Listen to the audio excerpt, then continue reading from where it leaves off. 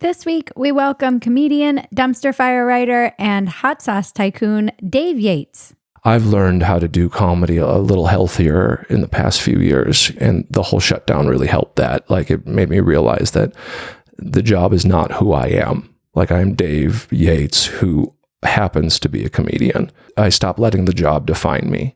And I think a lot of people lost their marbles because they had no identity anymore. I was stripped of that identity. And I was so grateful for that. I mean, amongst all the other pains of the past 4 or 5 years, the positive consequence, and I like using the word consequence on both sides of the coin, the positive consequence of having everything taken away, it was like I could see that I'm a person without this. This is Walk-Ins Welcome with Bridget Phetasy. I'm Bridget Phetasy, and you are welcome.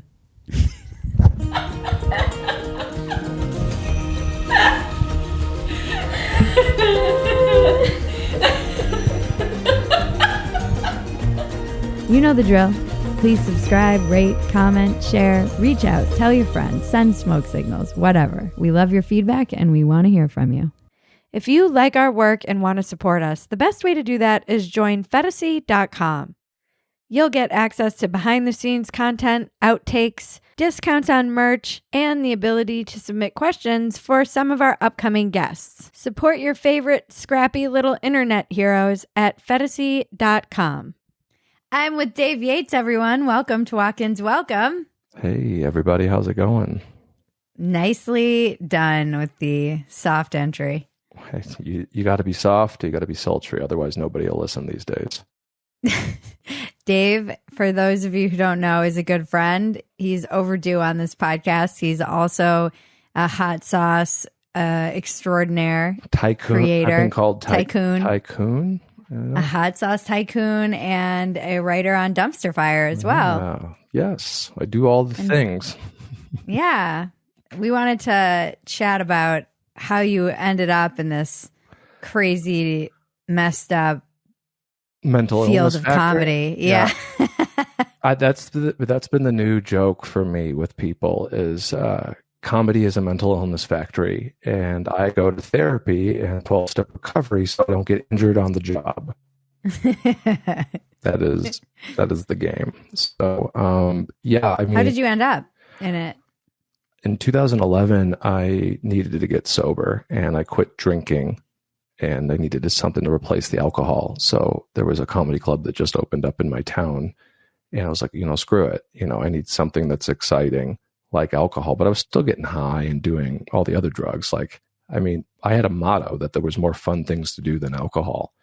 Mm-hmm. So, I put together a couple things on a napkin and went to the local music open mic, and I didn't bomb. I got laughs, which is the curse. It's like the curse. If you go up and you do pretty good the first time you do it, and you're doomed. So, yeah. So my first year and some change in comedy, I spent just getting high and getting on stage. Like I was at the club Wednesday through Saturday. I would ride my bicycle down there because I had just gotten a DUI in 2011. So like I would ride my bicycle down to the comedy club Wednesday through Saturday and just hang and help. And this was where? In Central Illinois. So my first set was in Normal, Illinois. So it's about 2 hours due south of Chicago near Illinois State University. Wow. And it's like Normal, Illinois is the name of the town that I started comedy in, which is funny in its own right. But so you would ride your bike to do your sets? Yep. I had no car. So, I would hop on my bicycle and get down to the club. And sometimes if I was lucky, if it was raining on the way back, I could get someone to throw my bike in the truck that they had and go back. But I mean, yeah, and the club was maybe like a 25-minute bike ride south in Bloomington, Illinois. And that was the thing. It's just like I didn't know what else to do. And like I was still getting high and doing other things. But eventually I started drinking again because I made it a whole calendar year without alcohol. And, the whole New Year's Eve resolution was enough to get people to leave me alone. Like people like, why don't you drink? And I'm like, oh, it's my New Year's resolution. And they would leave me alone. And like, I had a whole bit about like, I had safety drink, which was a Shirley Temple. So I would get on stage with a big old glass of Shirley Temple, and I would do jokes about how I don't drink and blah, da, da, da, da. But I wasn't like sober or entertaining sobriety, even though like when I quit drinking, it was like New Year's Eve, and I wanted to kill myself. And I was sitting in I wanted to kill myself too when I quit drinking. Yeah. And I feel like that's a sign that you probably need to quit drinking. Right. Like when your body's like as a human organism, when your preservation of life radar is completely broken. It might be some time for some help. But I was at a party in a room full of people, and I remember very vividly, even to this day, thinking to myself, like I was on a multi-week bender, and there was people partying on New Year's, and I was like, like if I died right here, like nobody would care. Like that's where I got to. I mean, the people in the party would be like, oh, there's a dead guy. But like in the grand scheme of things, like I had burnt it down in so many aspects of my life that I had nothing. So, next day, like I just vowed to not drink anymore and started stand-up comedy shortly after. Just because I had no other outlet. I had no ambitions to do anything. I just thought I was just going to wither out and die at 24, 25. Mm-hmm. And so, the year and change in the comedy was just getting high. And then I was like, well, I can't be an alcoholic. So like New Year's Eve, I went to the liquor store, made a mix of 6 of beers, and I was only getting the beers that were strongest. Like, so I was like, I deserve this, so if it was the difference between a 6% and a 7%, that 7% was going in. And I'm like, these beers are going to last me all night. And needless to say, like first 2 went down. And for anybody who has had a problem with any substance or drinking, like as soon as I had that first drink after not drinking, a drop for a year, I felt like I could breathe again. It was like, and needless to say, those 6 didn't last more than a couple hours. And by the end of the night, I was doing blow and drinking straight vodka in someone's kitchen in Aurora, Illinois, which is one of the northernmost cities in Illinois. Next day, woke up, hangover from hell, and I had an open beer in the cup holder and just drove back down to my sales job. And like, they talk about it in recovery where it's like, it doesn't stop because you stopped. And so like in the short 3 months, I was back at that place where I didn't want to live anymore. And I ended up in rehab, and the comedy club owner came to visit me. And when I got out of rehab, like I had nothing. And I went to the club to go thank the owners for visiting me. And they're like, do you want to do a set? And I'm like, yeah, sure. And I was terrified for the first time ever because I didn't know if I was going to be funny anymore. And so like I got up there and the first 2 jokes hit, and I've never looked back. I've never been nervous to get on stage since. And if anything, like I do my career alcoholically sometimes, where it's just like I could have the most god-awful night doing comedy, and I've had them, and be like, fuck, what am I doing with my life? And then the next day I'll wake up and people are like, oh, you want to do this show? And da-da-da. I'm like, yeah, let's do it. And it was the same thing with alcohol. Like I could have the worst night drinking, wake up the next day and be like, I'm never drinking again. And you could call me and be like, yo, I got this handle of whiskey. And I'm like, yeah, let's fucking do it. Yeah. So, I mean, I've learned how to do comedy a little healthier in the past few years, and the whole shutdown really helped that. Like it made me realize that the job is not who I am. Like I'm Dave Yates, who happens to be a comedian. I stopped letting the job define me. And I think a lot of people lost their marbles, but had no identity anymore. I was stripped of that identity. And I was so grateful for that. I mean, amongst all the other pains of the past 4 or 5 years, the positive consequence, and I like using the word consequence on both sides of the coin, the positive consequence of having everything taken away, it was like I could see that I'm a person without this. And I think a lot of the times we lose a lot of comedians and performers because they don't know that they have an identity outside of the job, because it is. Right. I've been doing this 12 years. It's a job. Mm-hmm. I mean, but it does become so much of who you are because it's you. So I think I understand why it's so hard to separate those two, because you are the person getting on stage. You're often using your own life, unless you're, Seinfeld, you're using your own life to what's the deal with Pop-Tarts? Can you believe these cats? I bang underage women. Yeah, you're often using you're kind of putting yourself up and offering yourself to the comedy gods and to the crowd. And it's easy to lose sight of the fact that, like you said, it's a job. Right. Because for so long, it's not a job. You're not getting paid for it. No. I mean, for me, I always I kept doing it in the hopes that one day I could quit the day job. And then, you know, because it's like, if you want something to be your career, you have to treat it like it is.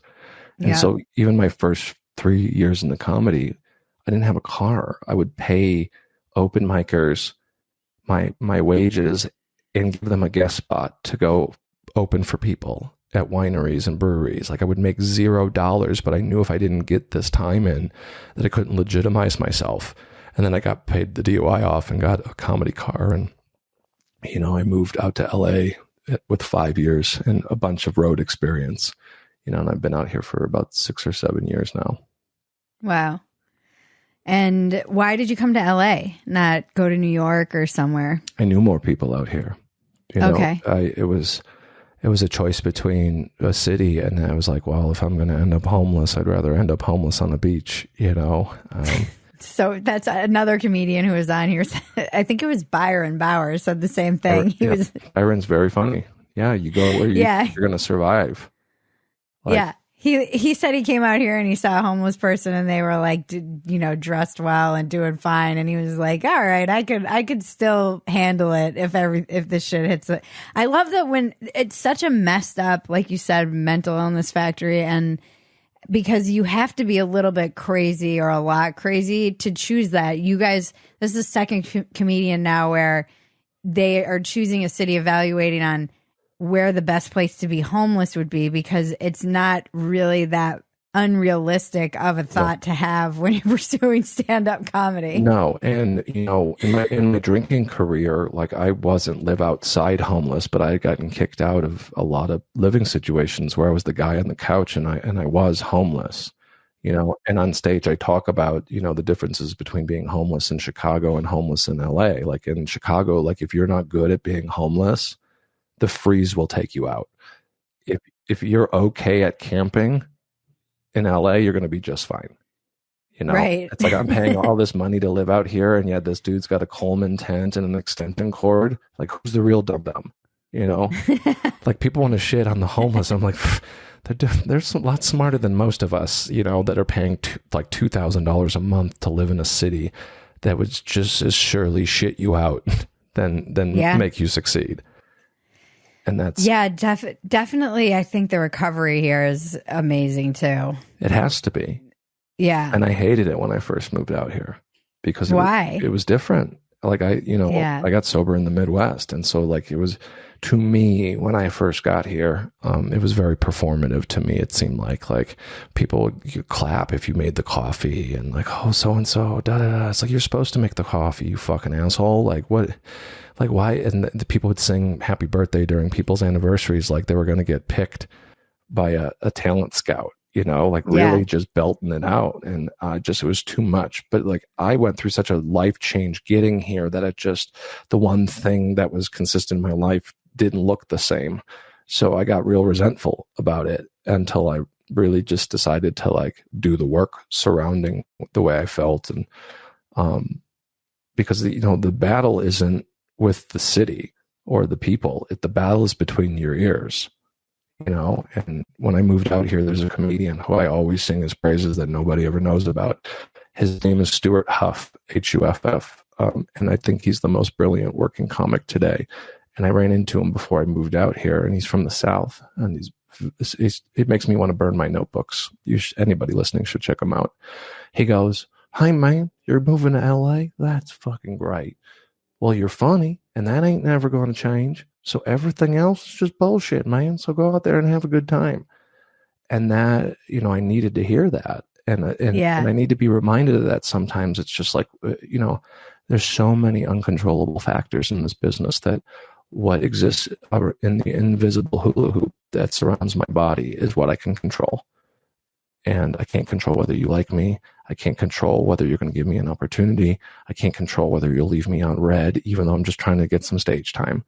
But what I can control is, again, separating the work from who I am as a person. Because it's not a reflection on Dave the human. It's just work. And most people with regular jobs don't understand that. I tell people, like the accountant, I'm like, imagine you're very good at what you do and you have to apply to do your job every single day of your life in the hopes that someone pays you enough to support a meager food income, shabby living situation. And, and you have to be okay with that. Suppose you're an accountant and you're not even just applying every day. Suppose you have a bad day and you decide you want to kill yourself and you're never going back to your job again.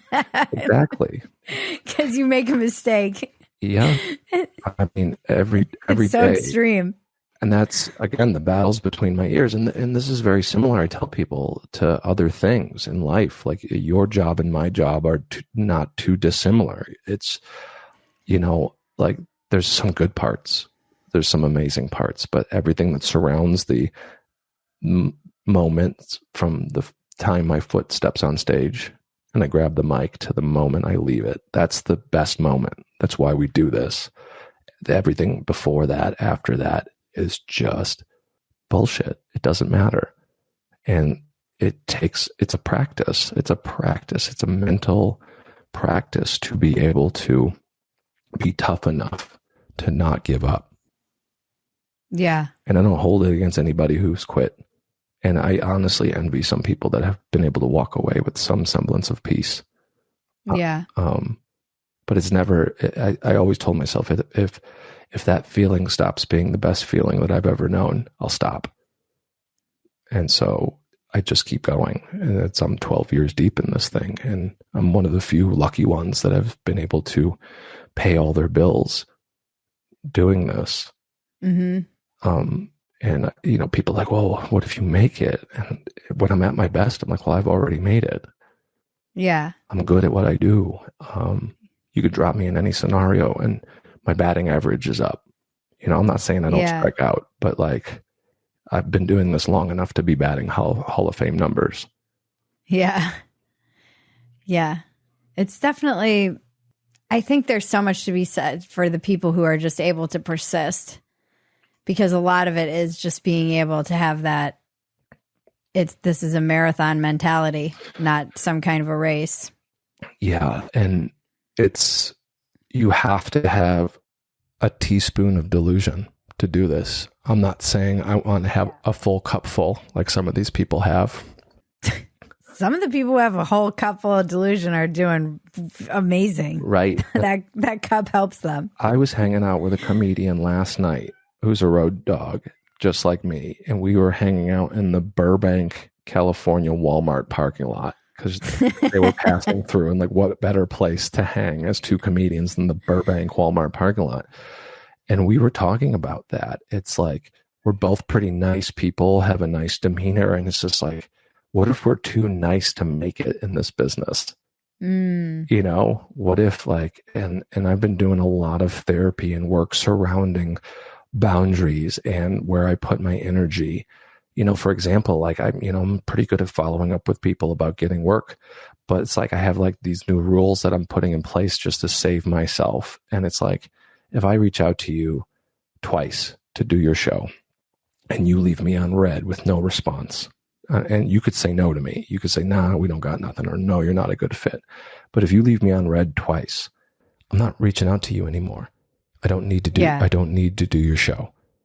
And it's like, I have to strengthen my ability to walk away from situations that do not serve my purpose, which is to create, to get up, to give people an escape, to make them laugh, to try to heal not only myself, but the people that are watching me with laughter.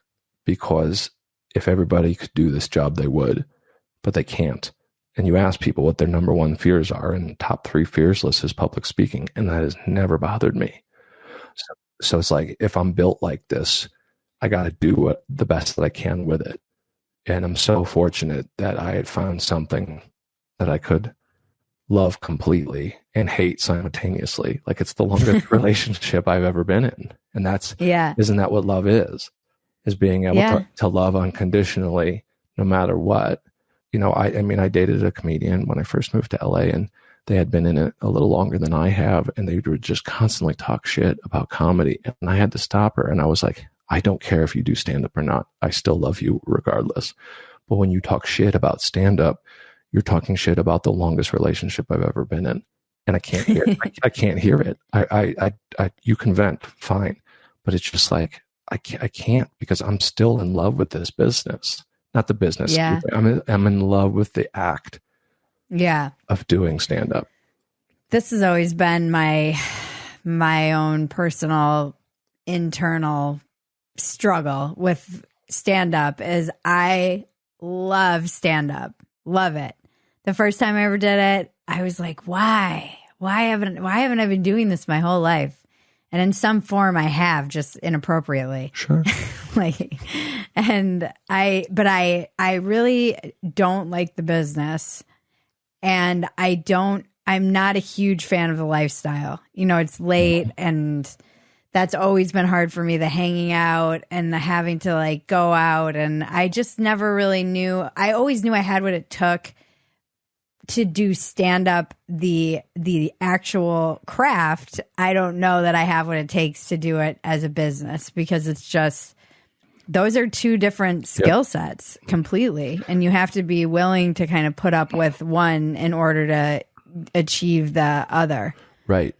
To go back to the Burbank Walmart parking lot with my friend, I was talking about just what I've been working on mentally and boundaries. And I was like, I started listing off these bookers and clubs throughout the country that I've had these awful experiences with.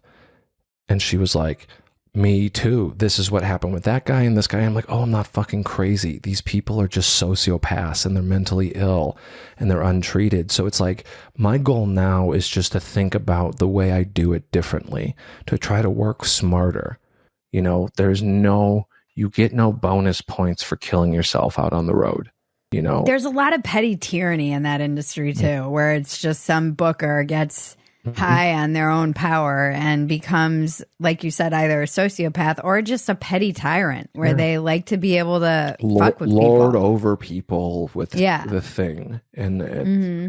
And I just have, it is like drug addict. It is like drug dealers, actually. It's like we have what you want, and how little will you take to get what you want, and but again, who am I to blame if I keep getting the shit kicked out of me by these people?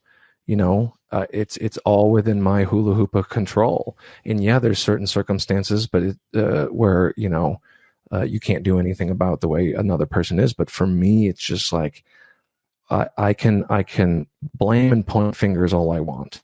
But at the end of the day, how much am I working on my own mental well-being and my own like inner joy and happiness, where these things don't affect me? Try getting told no every single day of your life.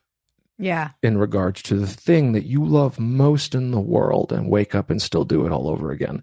That's the mental toughness that goes along with this. And I'm not trying to pat my back like, oh my God, I'm so special. No, it's taken so long for me to become in a place of neutrality with the business. And I feel this way in this moment while we're talking. 2 hours from now, I might get in my feelings about some shit. And then, that's the balance. It's like trying to bring it back to center with, what's the reality? I can suit up and I can show up. I can cut up the clips and throw them out to the world on the internet and watch them get 300 views and just be going, we're fighting robots. It's a scratch off lottery ticket, and be okay and not try to compare my insides to other people's outsides. So hard. Mm-hmm. It's hard. It's hard. And you said something that I'll probably be thinking about for the rest of the day, because you said if that feeling doesn't go away. And I started in 2010 getting on stage, and then I took a break when I traveled around the world, and it haunted me everywhere I went in the world, everywhere. And then I came back and was proper grinding again and getting up. I mean, I did so much for years. And then I took another break because I decided to start focusing more on my online.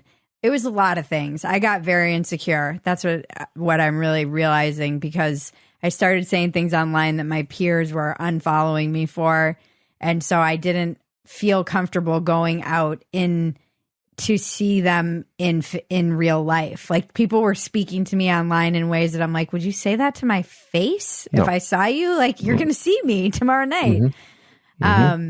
So that made me insecure about it. And I also was starting to get paid as writing, which was something I wanted to do.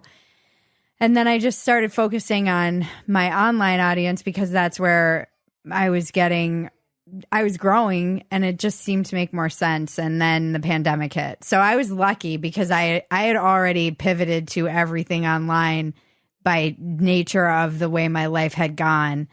And but then it's been probably, my last show is in 2019. So it's probably been 3 or 4 years, going on 4 years. And I cannot overestimate how much it's haunting me lately. Like, I dream about doing stand-up every night, and bombing, by the way, every single night. And I was like, I thought I could leave this. Right. Yeah, it's I thought I could, and I can't. To break the third wall here for those listening, it's just, me and Bridget talk outside of work and podcasts and stuff like that, and she's reached out to me about getting back into the deal, and I was like, yeah, I'm going to take you to a fucking dirt pit open mic so you can get your shit kicked in and realize that this is what's waiting for you. You know? Yeah. And I know it's waiting for me. Oh, I know, but it's that's what's there's no illusion about that. It's the unquenchable thirst. It is alcoholism to me. Yeah. To me, where it's chasing the dragon, it's chasing that feeling. But for the difference is now for me is when I'm at my best, it is an act of love and service for me to get on that stage and to ask, the universe to help me be of service to those in front of me. Like, my give a fuck tank is empty. Like, I don't care what anybody thinks of me when I get on stage. However, I do believe in the service to others of getting up on stage, where even if they hate my guts, they're not thinking about the bills they have to pay. They're not thinking about their marriage. They're just thinking about how much they hate my guts. And like, that is an escape that will not kill them. Yeah. And that's... Yeah, I always used to feel that way. Part of why I got sober was comedy, and I like to forget that. But I knew that drinking and comedy could not exist in the same space at the same time for me. Not for me. And I make that distinction, not for me. There's other people out there who have been riding the party train, and they're doing okay. But I was a fucking low bottom mess of a fucking drunk, and I couldn't. Yeah. Yeah, so I definitely, it's part of the reason I even got sober in the first place. And every time I used to get hit with that first laugh, if there was a laugh, but even when there wasn't, if I was in some bar show and some Russian was screaming at me, or at an open mic, I always did feel grateful for the ability to do it. But especially that first laugh, it was like I would always almost be humbled to tears. Just being able to be present for that and be sober was that's the stuff I remember. And even now when I go see comedy, I'm like, it would be annoying if it would be easy if I sat there and I was like, oh, these people are like, sometimes I'm like, wow, they're just amazing. And you are in awe. And like you said, there are people who make you want to burn your notebook. But most of the people who are doing a lot of this, I'm like, I can do that. Right. I can be that good. Well, yeah, maybe not the greatest. See, but you're back to square one. It's what all of us go through. Someone once told you that you were funny. And then the difference between just being someone who's funny in front of their friends versus someone who's funny to strangers is getting on stage. But it's not like I've never gotten on stage, so I know that I can do that. But still, you're still thinking in that mindset, well, look at that person. I could do better than that person. And that's where it starts. And again, I know you have the experience, but it's just like you'll ascend past the initial pitfalls faster because you have the experience. And one thing I learned from a lot of people post pandemic or post shutdown, we'll say, is I learned that I didn't need to grind to be funny. I took 4 or 5 months off of comedy. I mean, sans, we did a little Zoom here or there shows, to just, Just we don't speak about. But I realized that I got funnier doing less stand up. Yeah. And when I came back to it, it was like I was freer, because what are you going to do? Take the thing I love away from me again? And a lot of it is I learned about a lot of the pain that I experienced, like losing my father in 2019. It shattered me. And I looked at the business differently after that, because it was like he was 59 years old and now he's gone. And nothing that's going to happen in this business is going to come close to the pain that I felt losing him. And so there was a freedom in the pain. There was a freedom in, like, what are you going to do? Like, it was like dad dies, pandemic. Like, so the things I love most in this world were ripped from me. And it's like, I hate saying it, in Chuck Palahniuk's Fight Club, and made it to the movie, but maybe it wasn't in the book and it's also in the movie. It's just like, it's the line that Tyler Durden says. It's like, once you've lost everything, you're free to do anything. And I do believe that is true, that those of us who have lost, and I'm not saying this is not the grief Olympics, those of us who have had significant pain and loss in our lives, once you get through it, not around it, once you get through it, there is a freedom in knowing that nothing could hurt as bad as that. Like the cursory shit of the business. Yeah, and I think you're right too. And one of my early classes that I took for just like writing comedy, or it wasn't early, I took it actually right after I got sober, against my sponsor's advice, which I should have taken. And I always joke about this. I'm like, I cried every week in this class because I had no business being in a comedy class with 60 days sober after 2 decades of drug and alcohol use. But in that class, he was very much like, you don't have to grind every single night, all night, three mics. Like, sure, it helps, but it's not necessarily going to make you better. There are plenty of people who do that who aren't getting better. Yep. So his whole thing was all about, and Becky Robinson, our mutual friend, said this to me. Very She funny. was like, you're a great writer. At what point she's like, you just have to trust that. And that was something that really stuck out to me too. Because it really, the sets I've done that are the best are actually the ones that I've written and memorized and just work on that set over and over and add and, modify it as things come up in telling the jokes or in front of a different crowd or whatever. But those are always the ones that it always comes back to me sitting down and writing. Yeah, Bill Hicks said it, and it was like, the jokes are what you fall back on eventually. So you get up there, and I'm not a rock climber per se, but a lot of the people that you talk to that do climb, free climb too, it's like, it's the only time in their lives where they're completely present.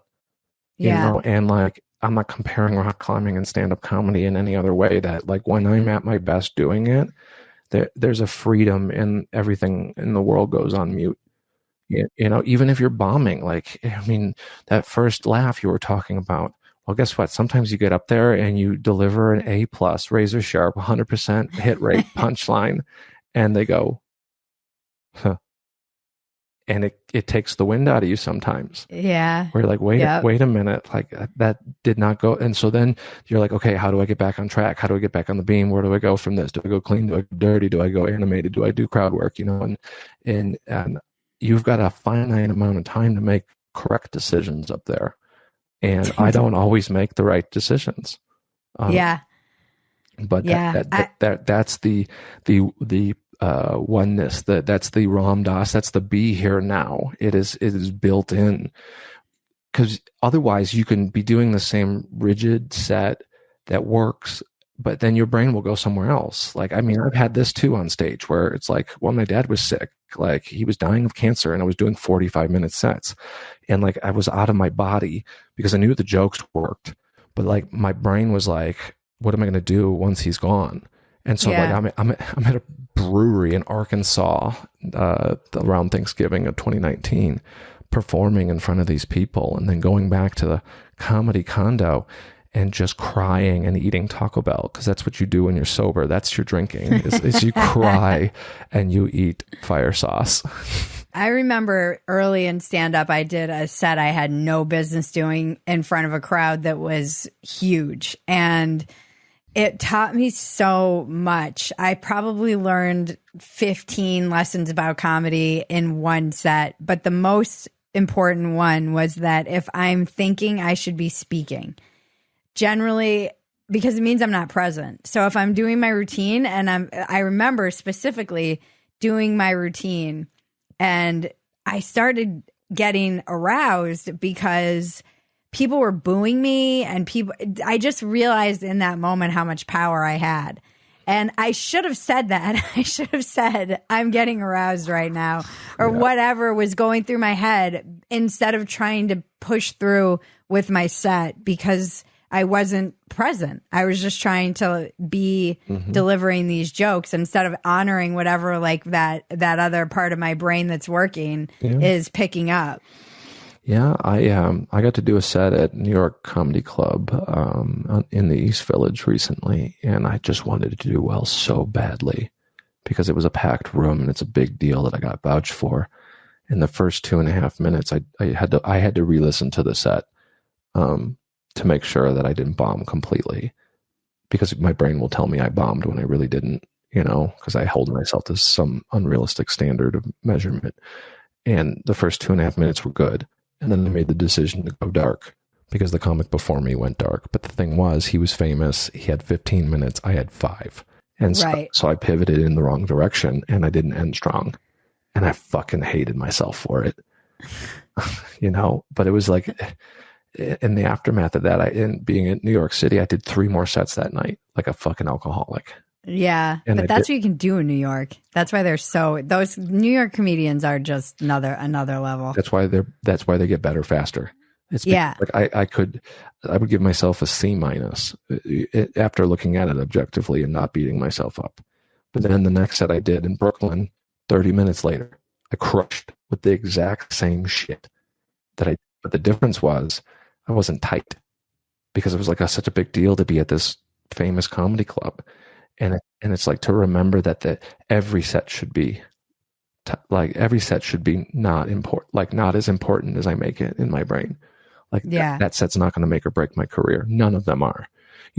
Sure, you could go do a set at any place in LA or New York, and someone sees you and they want to give you an opportunity. That's your scratch off lottery ticket. But it doesn't define who I am. No good set, no bad set defines who I am as a person. I'm still going to get up in the morning. I'm still going to try to do my best for the human race and try to be a better person today than I was yesterday. And that's comedy and life and all of that stuff. It's just like, it's such, I work on myself so much. Like I have this idea for a joke where I'm like, I'm in so many 12-step programs. I need to get a Fitbit. You are in a lot of 12-step programs. I am. I mean, it works for me. It doesn't work for everyone. It's good. It works whatever. for me.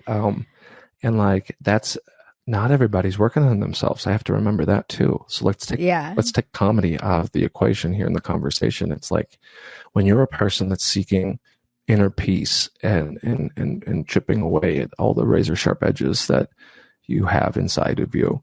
And then you meet the world, and then you realize that you're like, oh shit, like not everybody is trying to do this. And the way I look at the world is like, I can have empathy for these people and not get so angry, but I don't have sympathy.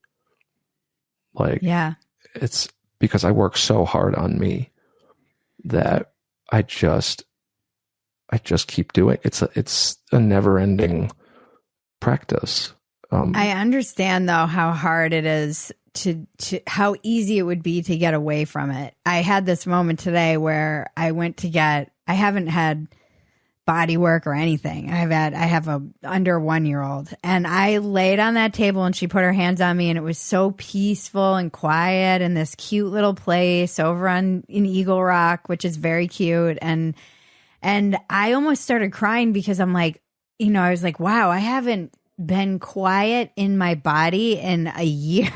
And she was like, welcome back. And it felt that way. I was like, it's been just so busy. I understand how people get, and partially I learned in that moment that I have to take that time, even if it's 3 minutes, to become an embodied human being every morning, because I'm like, where the fuck have I been? I wanted to cry. I was like, I do a lot of work on myself, but I feel like it was like I felt completely disconnected from who I am. And I can understand how people you're just head down, surviving. Yeah. White knuckling life. A hard pill for me to swallow this past couple of years has been being gentle to myself, telling myself I'm good at what I do, telling myself I'm worth sitting still, telling myself like you deserve love and kindness given to you by you, instead of seeking outside sources to fill that inner need to feel whole. And because I never negative self-talk my way into better behavior.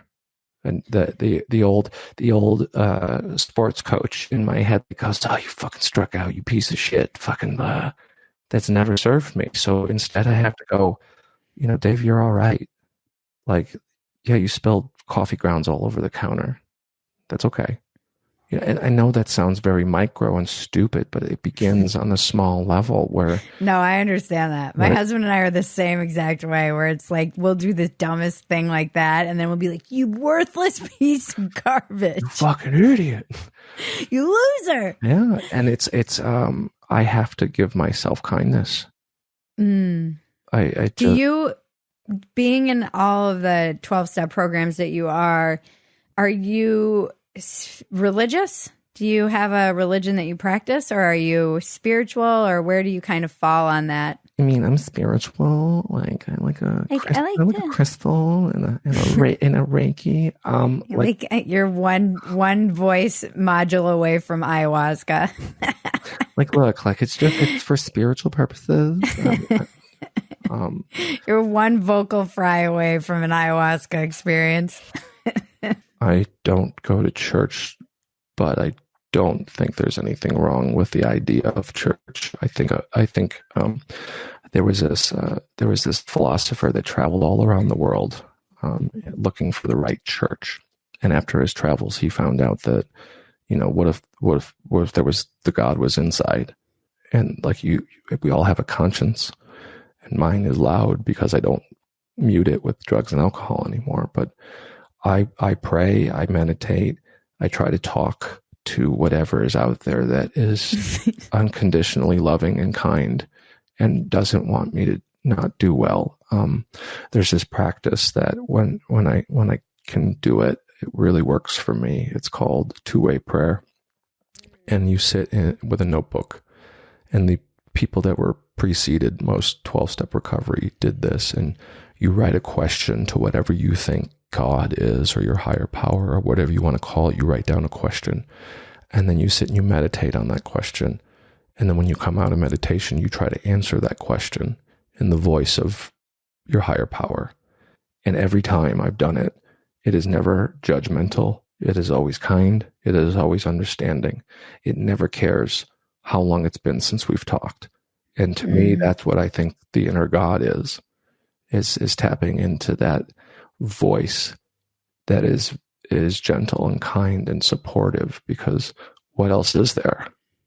I can't find that in anybody else.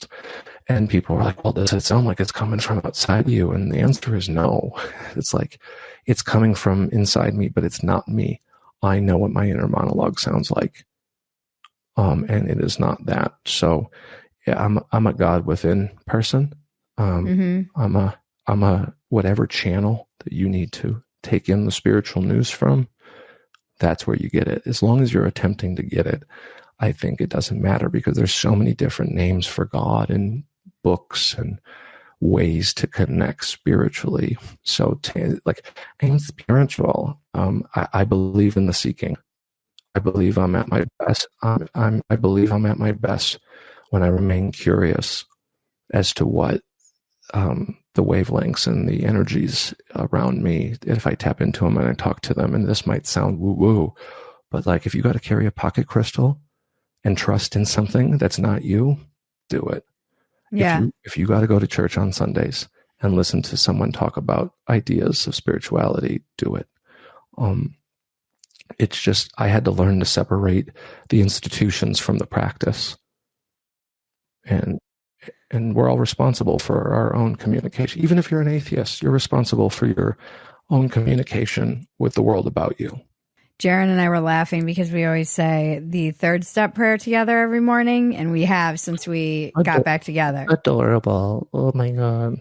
Somebody told us to say the we version, and it helped their marriage. And I actually, because we would say the I version, and someone in the room who I love, he's like, you should say my wife and I met, and in recovery we say the we version, and it really helps us like connect as a couple, which, as pukey as that sounds to both Jaron and myself, it is, we do find a lot of strength in it. But he got me like a little Etsy board or whatever it said, relieve me of the bondage of self, inscribed for me before we broke up the first time.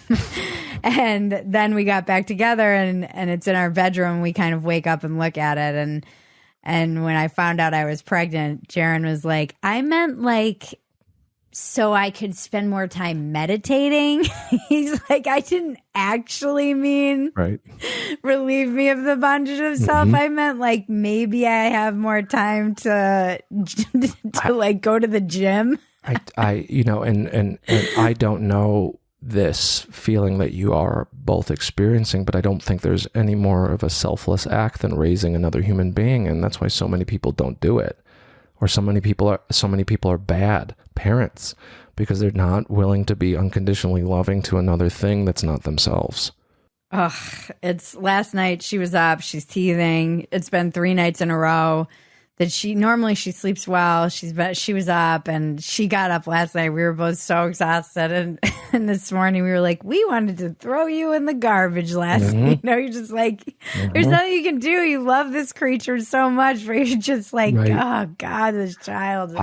There's no break. There's no break. Take the child out of the conversation for just a brief second, and the idea of unconditional love is such a foreign concept to people, like loving without expecting anything in return. Like, I know I brought up the Ram Dass thing earlier, but like, towards the end of his life, he was dying of cancer, and there's talks. He's like, I love my cancer.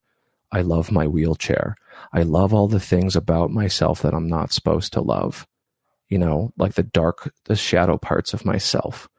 The only way to not let them take over is to love them and to shine light on them. And when it comes up, like that whole thing, like the we were going to throw you outside last night. That's the shadow part. And if you don't acknowledge its existence in either a comical way or just whatever, because you have your partner with you, it's just like that just goes deep into you, and it just becomes poison. And it's like learning to love the parts of myself that aren't the best, that's been a practice as well. And we've only got a very short time on this blue ball, and I like sleeping at night knowing that I did the best that I could with the world around me. And some days I lay down, I know I could have done better. But the difference is I don't have the proverbial paddle. And I don't abuse myself into being better, Yeah. And it's hard. No, it is hard. And I think getting sober really reflected so much of that negative self-talk. Being a comedian where I get to give that voice like a microphone a lot of the time. A lot of the stuff that I I like the self-deprecating humor. I need to give, like you said, I have to air that dark, those weird thoughts, the darkness, the self-flagellating voice, because otherwise it kind of goes underground and becomes internalized in some ways. And having now a child, I'm like, oh man, it really reflects the self-talk. I would never talk to her the way I talk to myself. And if I did, I would be a piece of garbage, like that. But that's given me just a new level of awareness of how cruel I am to myself. And I don't know why. That's that's like, that's you got to get down to the root of the weeds that grow. You can't just trim the weeds. You got to get down to the root and pull them. And that's what I've been trying to do, and I'm a better comedian for it. I'm a better friend for it. I'm a better partner.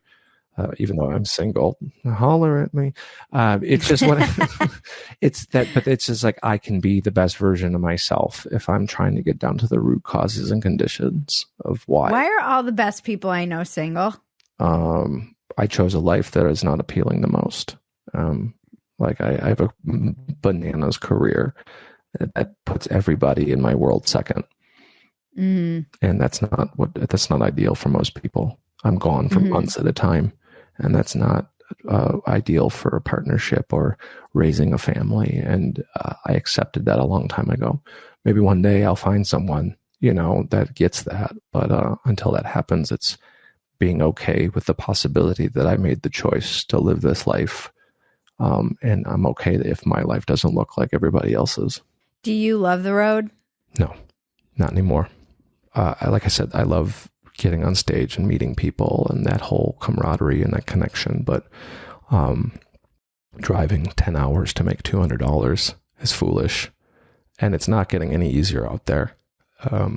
I love stand-up. I love writing. I love making things that make people happy. And to not lose myself in the workaholic aspect of my being, which is head down, pedal to the floor, get the job done. I don't anymore. It was all I ever wanted to be when I started stand up. And then you get there and you're like, I don't want this anymore. Yeah.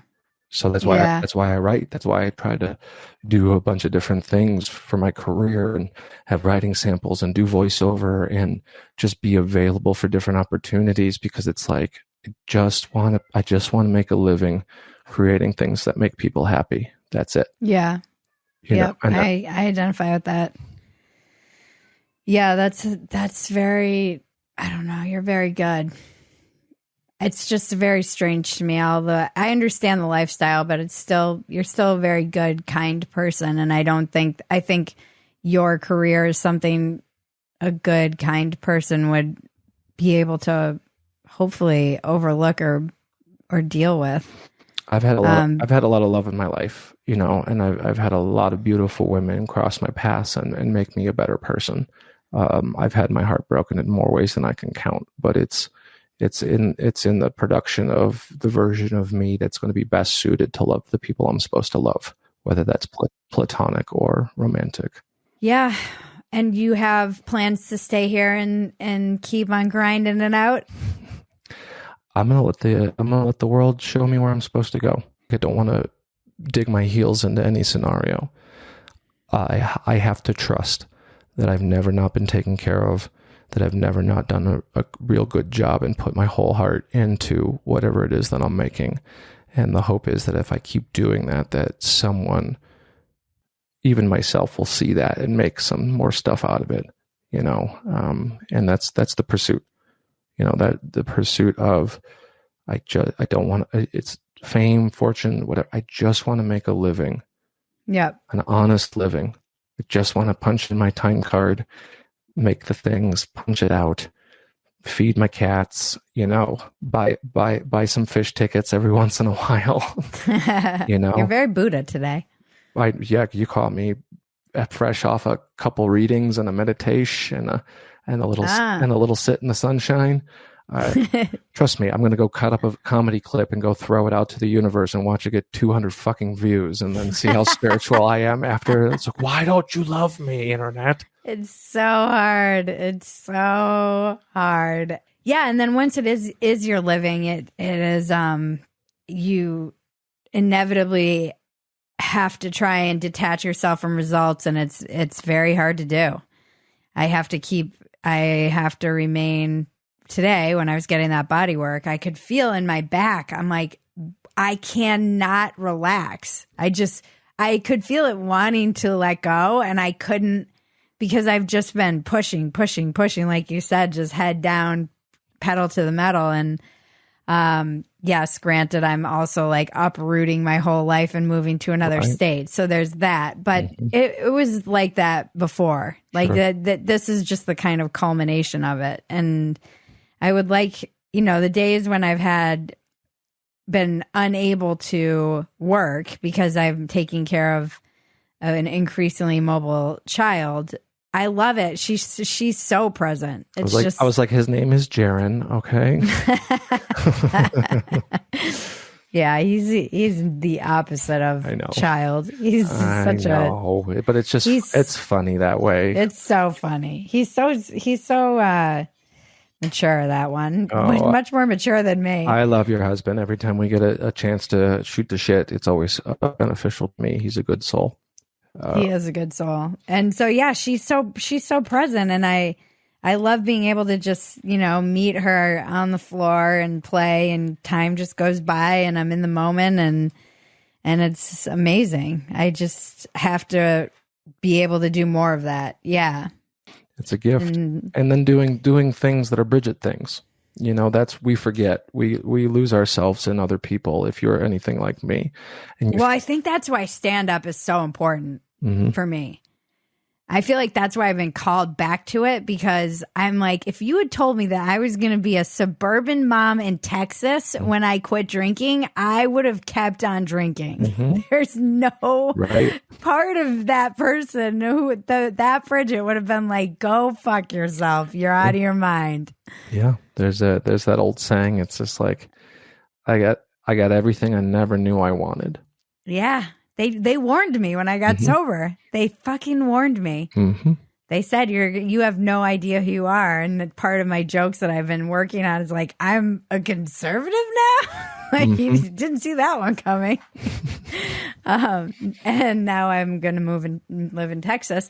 But I do think it's important, because I can't be Little Miss Jet Setter that I was, where I would just up and leave for 3 months at a time. But I can travel in a way when I get on stage. It's an experience that I never know. It's an adventure every time. I never know what to expect, and it's very much a Bridget thing. So I think it's probably increasingly important that whatever it is, and for those listening, whatever it is that's a you thing. Like, I found much joy recently in teaching myself how to roast my own coffee and make my own pickles. This is what you can do when you have a childless home and no girlfriend, but teaching myself how to do little things. Like, don't take more time that I can be completely enmeshed in presence. That's the self-care. That's the love. Yeah. It's just doing the things that are Dave things. Oh God, you would have loved. We had this guy Mike Jones on. Mike Jones, sorry. He's a survivalist. He has a huge YouTube channel, Grand Thumb, and he's great. He's just an amazing guy. But he said something that stuck with me, and I've been thinking about it ever since. He said, "If everyone does what you do, would humanity survive?" And it's really just about, what are you putting into the world? I think putting laughter into the world is so important. Learning how to roast your own coffee. That's a survival skill we're going to need. Yeah, when all the Starbucks go belly up, you can come to old Dave Yates' house. And it just stuck with me. You know what? If everybody does what I'm doing, would humanity survive?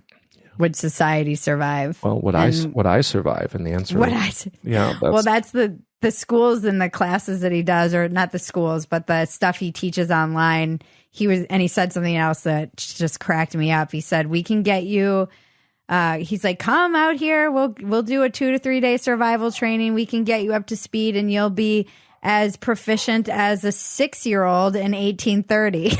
It's like, so true. It's just so true. We are very spoiled peoples. Right. Yeah. We always forget how good we have it. Constantly. How? I will get off of this podcast in which I've been very filled up by your Buddhist vibe that you're in right now. And I will be so filled with gratitude. And that's why it is like a practice, because I'll forget it 30 seconds later. I will walk out and my new little orange cat, Herbert Cheddar, will be on the counter where he's not supposed to be. And I'm like, you fucking moron. What do you, trust me, I have to be nice to the cats. Like, I just like, because who am I really yelling at? I'm yelling at me. Yeah. You know, so, but that's like, you caught me on a good day. I mean, I've had a many a bad low days, and to be able for an hour in time to really tap into what truly I do believe, is a nice little nugget of the day. And I'll jump in the car and drive to XYZ place, and someone will cut me off, and all the spirituality will go the fuck out the window. Now he's Michael Douglas and falling down. Yeah, no, it is. It's hard to, it's such a important reminder of how good we have it. And just, I don't know. You're just one of the best people I know, and you're very Bridget, funny. Thank you. And I'm grateful to have you in my life, and I'm very grateful to have you on Dumpster Fire. The writer's room is built around Dave's schedule, so everyone knows who the real genius is. Well, you've been a friend to me ever since we met. We met in a little writers group at some comedian's house in Studio City. We were working on jokes, you know, and we've just stayed buddies. And like, look, for an old dipshit road dog to have someone believe in their talents that are outside of that, it means the world to me. That when I reached out to you and said, hey, like I like what you do, may I help? And then you let me help. And then I was able to gain experience and then just trust in my abilities, and just to have you to be appreciated in this world is an invaluable thing. And it doesn't mean just our friendship and our work relationship, but if you're listening, let the people around you know that you appreciate them, because you never know if that's the tablespoon of what they need just to get through another fucking day of this life. It's so true. You know who talks a lot about this? Jordan Peterson. Old JBP. Old JBP. He talks a lot about how little it takes to really fill someone up. Well, before Jordan B. Peterson, there was a man named Mark Twain, and I think he said I could live for a month on a compliment. Yeah. I love giving out compliments. It's such a good feeling. I do. Shoes. Shoes are a thing. I'll compliment a shoe. You know, like I like giving like nice compliments that I mean, or if someone's wearing a shirt of something that I know about, you know, like it just trying to put more in than I'm getting back. Is such a good thing. Like I literally say it all the time in texts with people. I appreciate you. I have to say it. But also the caveat being is saying that also to myself, because it's very easy to appreciate those around yourself and not really be whole and not appreciative of the skin suit that you wear while you fucking bebop along through the life, you know? That almost made me cry. Mm-hmm. It almost pierced the Teflon. I was waiting. I was like, oh, I'm going to make her fucking cry. Just like JBP. Yeah. I'll make her ugly cry. I almost did. My heart got, maybe it's the body work. She readjusted me. Mm-hmm. Yeah. I can feel things again. That's right. You're the calcite surrounding your fucking pineal gland or whatever hippie shit that got broken up. What's your biggest defect of character? I don't know how to leave. I don't know how to walk away from things and people that hurt. You know, I don't know how to, because I never had an example of it growing up. Yeah, that's right now my biggest character defect is knowing what's acceptable and what's not acceptable. And I don't have to be punitive about my leaving, but learning how to lovingly detach from people, places, and things that don't serve me, lovingly detach from the old ideas I have about myself. That is what I'm working on, is knowing that I have a gut instinct for what's acceptable to me. And I have an ability to not listen to that. And so trying to have more faith and trust in my abilities to discern who I'm supposed to be communicating with and who not, and where I'm supposed to be putting my energies and where it's not serving me. That would be what I'm working on currently. And what's your biggest asset? I'm one of those friends that if you called me in the middle of the night and said, I need you, I'd be there. It wouldn't matter. You could live in New York City and be like, Dave, I need you on a plane tomorrow, and I would be there. The servant's heart that I have that was given to me by my father. And in his passing, my mother would say, like, your dad would drop everything he was doing for anybody, but not a lot of people did that for him. And I don't think that's inherently bad. And it's just the difference is knowing that there's an inherently good quality and not having expectations. Yeah. So, I'm a fucking loyal person. And where can we find you and your amazing hot sauce that I'm addicted to? Well, It's so good. I've got a bottle right here. It's called a Ha Ha Hot Sauce. I'm a comedian that makes and sells his own brand of hot sauce because the comedy club's pay hasn't changed in 30 years. So you can buy It's so good. You can buy Ha Ha Hot Sauce at hahahotsauce.com. You can follow all my comedy stuff at Yates Comedy, Yates Comedy. I'm on every social media platform under Yates Comedy. So please share the videos because it really does matter. You liking what I do and showing it to other people helps build the snowball that keeps this career rolling. Well, we love you at Dumpster Fire, everybody here at the Phetasy Inc., the small cul-de-sac online that we're creating. Well, I love you all as well. And I love you. Thank you for all of your just wisdom today. Well, I really appreciate you. Thanks for hearing me. Love you, Bridge. Love you. It's time for the weekly check-in with Bridget and Cousin Maggie. Okay, checking in. Check. All right. Sitting amongst boxes. Always and eternally. Oh, How are you feeling these days, Bridget? Just exhausted. Exhausted and stressed. Yeah. I want to take the whole summer off. If only. I'd like to just and then come back to like nothing. Yes.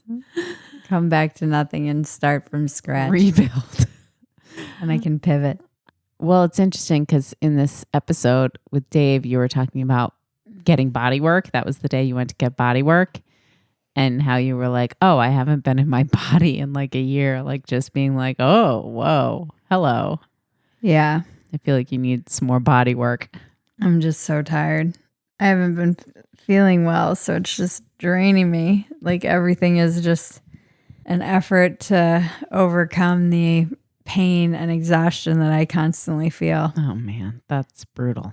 Like being in pain, like true constant pain is the worst. I know. It definitely was not on my board of intros to Texas. I just feel so tired. I'm like, am I dying? I'm so tired.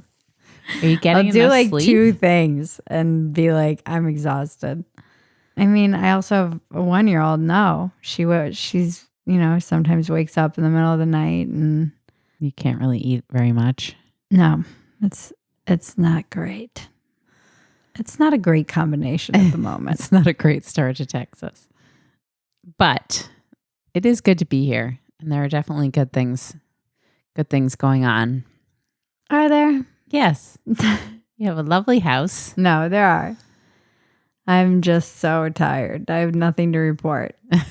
Nothing to add. So this check-in's entirely on me. Is that what you're saying? Yes. Yes, it is. I don't know what to say. This is why I don't have a a career in being behind a microphone. I just come in occasionally. I haven't even been online because I've been so busy just trying to get my world settled offline. And we had guests already because everybody wants to see the baby, which is great. It's a lot to entertain. Yeah. I'm just so tired. You don't have time to do more setup. We still have so much setup to do. Yeah, and I'm definitely feeling the lack of, we had family who could help out with Matilda, and it's been just Jaron and I pretty much full time, other than like the other day when we got to just get out and go to a meeting. Yeah. But she would come at least once a week on the weekends, and we're just fried. Yeah. We have like no break. And so the two of us are just, I see it in him too. We're just like, maybe this was a mistake. No, we don't feel like it's a mistake, but it's definitely all on us right now. And we're both not getting enough sleep. I'm struggling right now for sure. It's just been, I feel like it's been a bit of a rough entry into the state, actually, for me. Jaron loves it. He's like ecstatic to be here. He sees it as a huge victory that we escaped from Los Angeles. And I do think getting into like the housing market when we did was good, because it seems like it's getting really bad again. And for some reason, it's still just booming in Los Angeles, which I don't understand fully. But I think our place that we lived in is probably going to sell, just the land, for like $1.5 million, which is nuts, because that neighborhood around us is like deteriorating rapidly. Yeah, that's insane. And my place, you sent me the listing for it. My studio apartment, which is a rental, I was renting for $1,400. It's on the market for $2,200. Yeah, that's nuts. It's like, because it was rent controlled. What changes did they make that they can even justify that kind of? I think that's just the market. You know, Yeah. That's just what's market. Like they made some changes, like they put in a dishwasher and an air conditioner, which I didn't have. Redid but it's all kind of superficial changes, which some of which I really didn't like and didn't make any sense to me. But they tried to go for that like kind of sleek, more modern look, which doesn't really fit the building because it's this cute little quaint building. But yeah. Anyway, it's just that's an insane amount for a studio. I know, that's crazy. I think the 2 or 3 bedrooms in that building aren't paying that much because they're rent controlled. Yeah, but that's why that's what creates the shortage. Yeah. Is the rent control. Yeah. So it's like a weird thing where it's good because you don't want to be pricing like elderly people out of their homes that they've lived in forever, which is what would happen. Yeah. And then on the other hand, it creates a shortage, and the market can bear $2,200 for a studio because there just aren't that many studios. Right. But that's fucking nuts. Nuts. That's so much money for a studio apartment. It's like, I was talking to the place that we used to live in. The offers that were coming in were cash and or 50% down. Wow. Yeah. I mean, I guess if you have $1.5 million to basically tear down a house and start from scratch, I would hope you can put all of it or 50% down. Yeah. Yeah. Because that's you're starting. Then you have to build a house. So nuts. So I would hope you would have that money available to you. Yeah. It's nuts. That neighborhood is just, I know. Every single one of my neighbors has built a wall in like the past year. Yeah. The ones with the new nice houses. And money. Yeah. Not the retirees, like No. the new young families, all have walls, have all built walls. Right. With safety gates and all that stuff. Because the neighborhood is just trash. I know. It's literally like 4 blocks in each direction of like a cute little neighborhood. And then it's surrounded by just chaos. Yeah. And that's the thing I don't miss. I love like how quiet it is here. And I love going out and getting it out into and exploring. And I feel better when I'm just out and about doing things in the world and exploring my new environment. But when I'm just like in the house and being, I don't know, I feel worn down though too. I'm just worn down. Yeah. It was an effort to get here. And then it's an effort to set it all back up. And then we have to work. Yeah. And I have a child. Yeah. who sometimes she just needs mom too. It's just funny how they're like that. They're like, doesn't matter. They just want mom. So there is like, there's this like very creepy guy that I follow on Instagram he's like a Swede or something. And he does all of these videos about what it's like to be a mom in this weird monotone, but I love them. Sharon's like, you listening to that creepy Swede again? And he'll be like, motherhood is there is a psychic toll on motherhood that is not factored into the cost of what it is. And he puts out all these facts of what the like psychic toll that is not factored into what a mom has to do. And I don't know, he's funny. That's really funny. This like dark, weird Swede. It's very really strange. Picking you up. I don't know why he's decided that this is like his thing. Niche, but hey, apparently he has an audience. Let's see if it comes up. An audience of I don't even know his name. He just pops up on my feed all the time. Okay, here we go. There's an entire generation of chronically ill women because they were raised with traditional gender roles but empowered to be independent and build their careers. Research confirms you are not made to take on the majority of the household duties while simultaneously building a career. You pick one or you have to face long-term health consequences. Damn, he's speaking. Choosing to become a stay-at-home mother or a businesswoman is up to you, but please make that decision and stop draining yourself with the ridiculous pressure of having to achieve both, causing severe health consequences backed by evidence. Ladies, you're not made to do it all. Let me know your thoughts below. There's an entire That's really funny. I mean, spending time with your long-term. The thing is that he's speaking to me. He's like speaking directly to me. He's like, basically pick one or the other, but most households can't survive on a one income right now. So you do need to work. It's just making sure you also have someone else who's willing to like pitch in on all the housework duties and stuff, because a lot of men still won't do that. Jaron will, but it's like you said, sometimes the kids just need mom. And my mom was always like, even if you have the best husband in the world and they contribute all the time and they're a hands-on dad and all that stuff and they split the housework and everything, it's still 60-40. You're still putting in 60% while he's putting in 40 in terms of childcare and like basically your children's basic needs. Yeah. Yeah, and I usually take the night shifts and all of that. His name is Rubio Fuerte, which is a very strange name for this guy who looks like he belongs to like some kind of group that marches in the middle of Europe. A Nazi. He looks like a Nazi. I'm trying not to call him a white supremacist while letting you know what I'm talking about. We don't want to peg this guy as a Nazi, though. Don't bring monetary value to the family.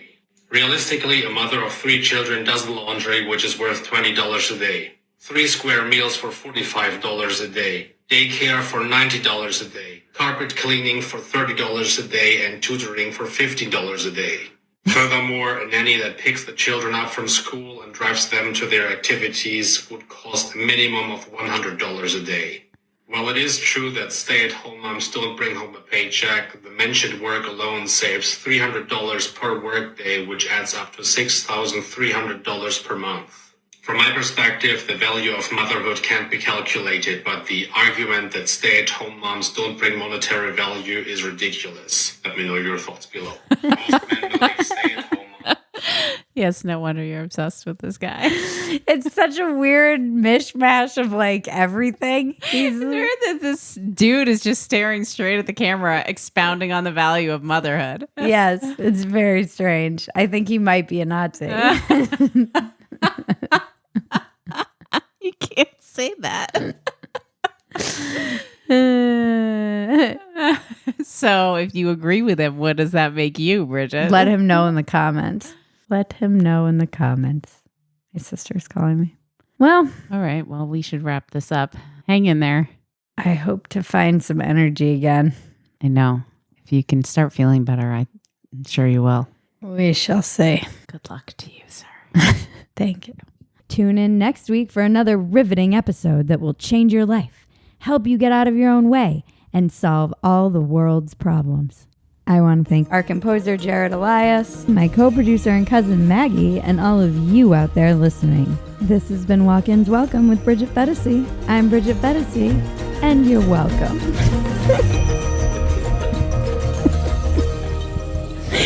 It's the dumbest line.